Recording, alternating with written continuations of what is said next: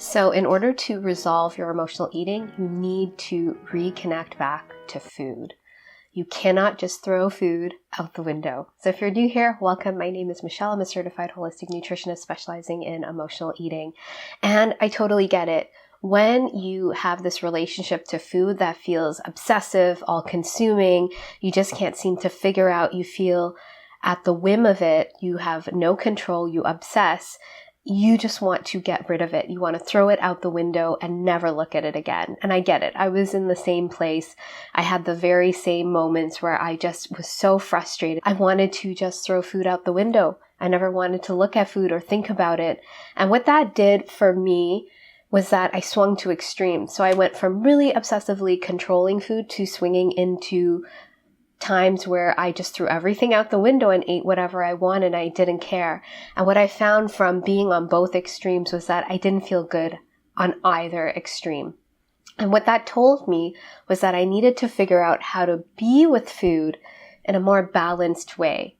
And for emotional eaters, this is part of the process to helping us move out of our emotional eating pattern. It's not going to be everything. It's going to be sort of a piece of the puzzle.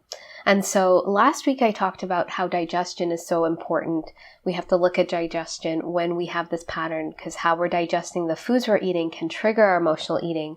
But here I want to talk to you about food and creating that balance with food, creating that relationship to food that feels nourishing and feels easeful and effortless, where you don't have to think about food all the time, that food doesn't have power over you, that you're sovereign around food.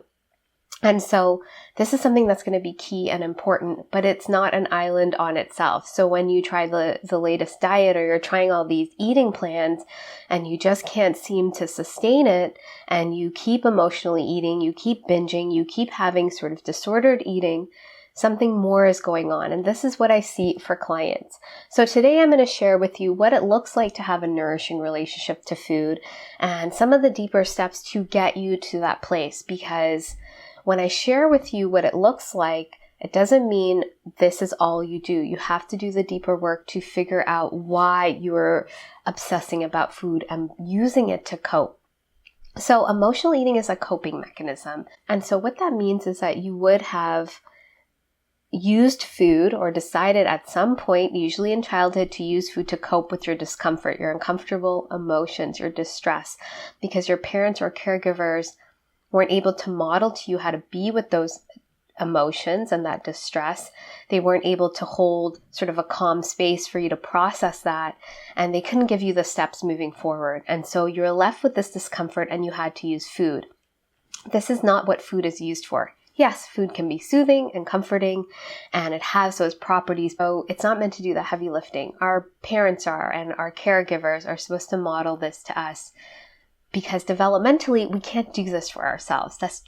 We're not there yet. And so when we start using food in this way, the relationship to food becomes sort of wobbly. And so we start using food when we're not actually hungry, when strong emotions come on. We don't know how to connect to our body to know when we're actually hungry because it feels like we're constantly needing food. And we're disconnected from our body because that discomfort lives in our body and we don't want to feel it. So we're kind of pulled out of our body and dissociated. And so this is something that you would have noticed. Maybe you start having body image issues. You start trying to control food because you want to control your body and you feel out of control with food. And this is where the diets and the exercise plans, they all come into play and you think something's wrong with you. And this pattern keeps going and going. And so your relationship to food becomes very much controlling. Like you want to control it, but then you can't control it. So you swing from diet to diet. You swing from exercise plan. You try this thing and that thing, and nothing seems to make you feel at ease or peace because there are deeper levels going on. And so how do you start connecting back to food? So in order to connect back to food, you have to understand that food is important. Food is not just a thing we throw out the window. It actually interacts with our body. It gives us those dopamine hits when we eat processed foods. And even nourishing food is going to feel that way. If you have potatoes, it's very calming in your body, but we don't want to use food as a drug. We want to be able to use food in a way that supports us, but not is the thing we go to.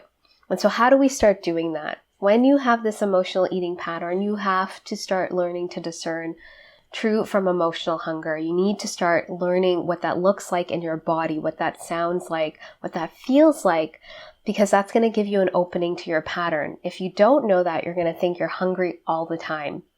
Once you start recognizing when you're truly hungry, and there are certain signs and signals for that. And I have a free guide called What Are You Truly Hungry For? You can download it below. It goes into more detail, but you can look at, I ate a few hours ago. I ate a really nourishing meal. It was really nutrient dense. It satisfied my hunger.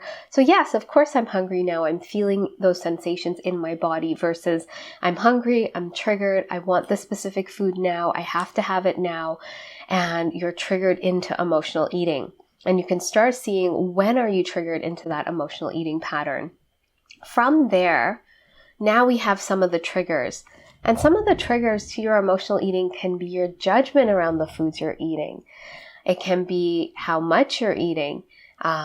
So one thing I like to say as we're moving through this process, you have to start eating so that you're satisfying your hunger, you're nourishing your body. Otherwise, when you deprive your body of nutrients and foods and calories, your brain is turned on to look for calories, to look for food. And so it's going to go on a hunt for that, and that's going to trigger binging. Once you're able to know you're nourishing your body and you're catching those triggers, now we have to look at all of that diet mentality.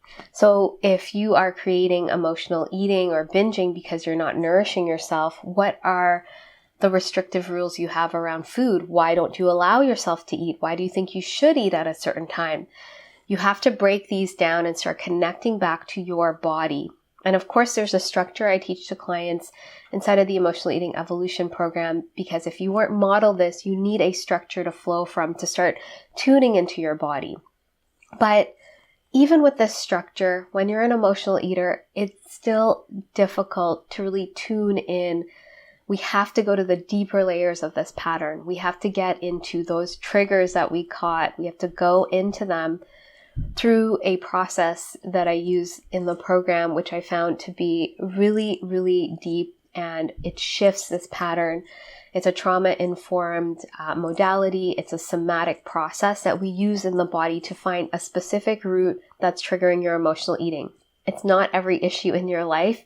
It's just specific to emotional eating so that we can be really targeted and get into the pattern, because emotional eating derails your health goals. It derails your goals. And so it's not just on its own, it's impacting your life, your energy levels, your vitality, how you feel, your confidence, your self-esteem. And so we need to get into this deeper layer.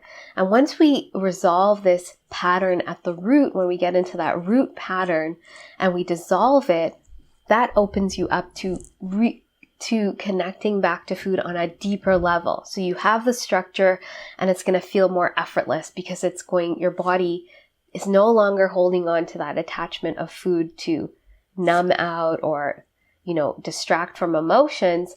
It now has what it actually needs. You have the tools now to actually meet your true needs so that when you're truly hungry, you can feel into that in your body. And so these are the deeper layers we need to go into. You need to start connecting back to your body around food, how it's nourishing you. Are you eating enough throughout the day? And are you satisfying your hunger? Are you eating nutrient-dense foods? Are you truly hungry? And then when you're emotionally hungry, going into those deeper levels and those deeper triggers. That's how you're going to resolve this pattern. And that's how you're going to be able to connect back to food. I hear this from clients all the time. So it's not just you do step 1, 2, 3, 4, 5. Yes, but it's all happening. It's all going to land and add into each other. And at some point, when you resolve this pattern, your body just starts saying, I want to eat more fresh fruits and vegetables or X, Y, and Z. It's going to start talking to you because we've cleared out that layer.